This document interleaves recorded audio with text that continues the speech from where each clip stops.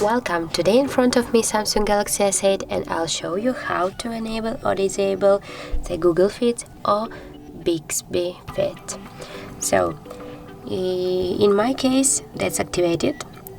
So if you want to turn it off, just hold for a while on your home screen and then swipe to the left side with your finger. So now click here to the switcher, just tap here one more time and that will turn off. Now we can check that. So as you can see right now it's not activated anymore, but if you want to activate this option again, just do the same by tap on the switcher.